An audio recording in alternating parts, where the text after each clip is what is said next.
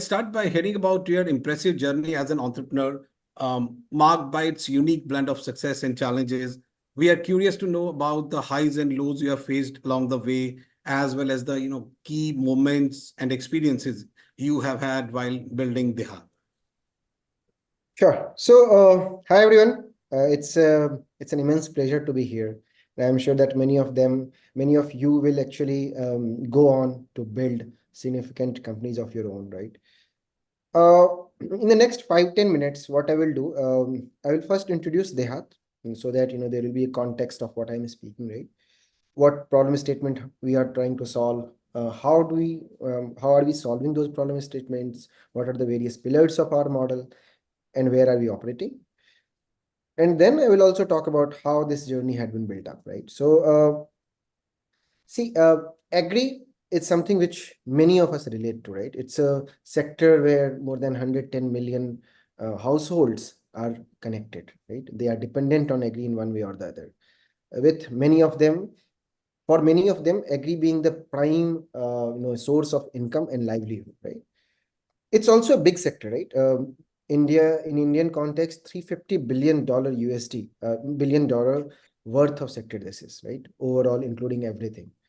So it's a big opportunity, right? So number of people, so there is an impact side where if anything that's done in agri, you are impacting millions of households. It's a big market.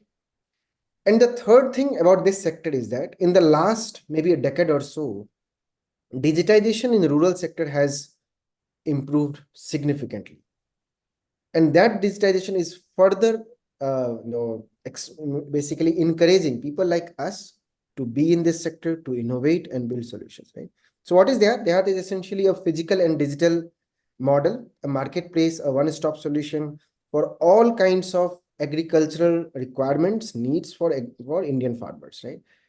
What do? We provide generally like in the entire value chain. So from the pre-harvest part, right, where we provide agricultural inputs to farmers, the entire bucket of it, right? Seeds, fertilizers, crop care, cattle feed related or cattle nutrition, tools and machinery.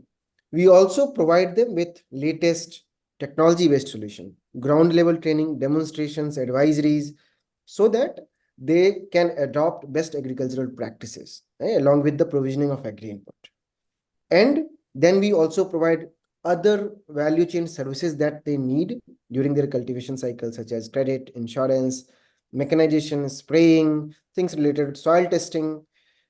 And last but not the least, which definitely is the one of the most important part of it, we also provide them access to market, where we aggregate farmers' produce and then supply to institutional buyers, either directly or after further processing. So that's where we are.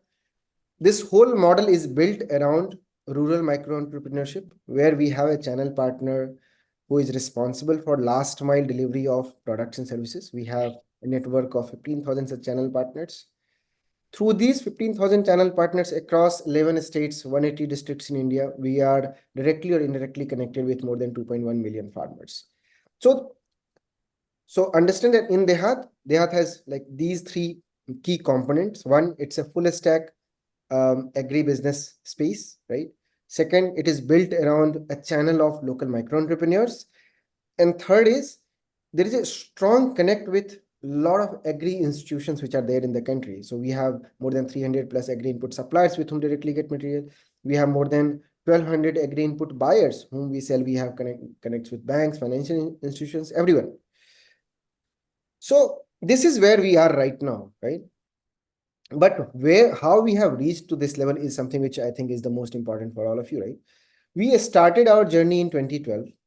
And when we started our journey, the co-founding team had this notion that let's build something around agri where farmers will have a direct impact. And at that time, there was not much of an idea that how this can be done. But farmers' impact was the core focus. We quickly figured out that, if you go to an Indian farmer and if you tell them that, okay, you should use these kind of practices, you should use these kind of agri inputs, the farmers will always ask, okay, if I'll do that, are you going to sell my material, right? So we started with access to market, where with our relationship, with our background, we onboarded a few companies, and then we started aggregating from farmers. Once farmers saw that okay, these guys have the potential to sell their material, give them the best rates, give them the best terms and conditions, then they also started following all of our other suggestions, right?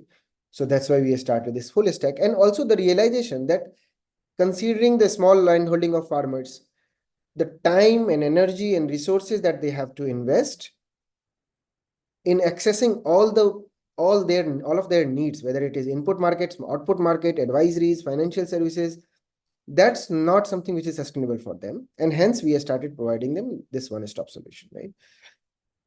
So like all journeys, right, this journey had also its significant ups and downs. I think we took more than 3-4 years in understanding what kind of business model it will be, which will be sustainable at the ground, right? Economically sustainable, as well as sustainable in the view that it is adding value to everyone that we are working with. It is adding value to your farmer, it is adding value to our channel partner, it is adding value to our institutions that we are working with. So it took that much amount of time. Anyway, in agri, if you are doing something this year, suppose if you are working with paddy farmers this year, whatever will be our learning, the only time that we will be able to correct from those learnings, right? Correct our mistakes from those learnings would be next year only. So agri-tech, to all of you, right, or agri in general, right, the biggest component of success in this sector is to have patience, have continuous learning curve, and have lots of patience, right? So we have taken like 12 years where we are right now, and still we think that there is like maybe a decade or 2 decades more to go to actually build something very big in it, right? It's such a huge sector, and it has the potential to create such a large impact on the. But overall, we took first 4-5 years in building the model. Once we have our unit level economics established, that okay, and for us a unit level economics was a district. So if in a particular district we are working with say 25,000 farmers, we have 125 channel partners there, we have consistent touch points with farmers, right, where we generate revenue, where farmers get impacted, right? That for us meant that okay, this is our unit economics which has been achieved. So once we had this confidence that okay, we have achieved that unit economics in multiple districts, that time we started growing. And fortunately for us, that time agri-tech in general has also started getting traction from investors, from government, from everyone. And we were lucky to be in that phase where we got a lot of support from everyone, and we quickly grow. So that the growth phase had been for the last 5 years had been a significant growth, where we have on most of the parameters, we have achieved a growth of 3x, 4x consistently.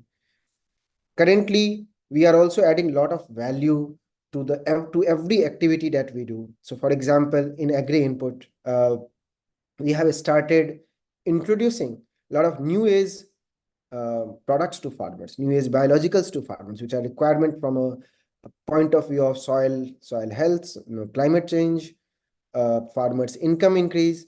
So we have started introducing a lot of new age biologicals to farmers in partnership with a lot of global companies. It's a good value addition there.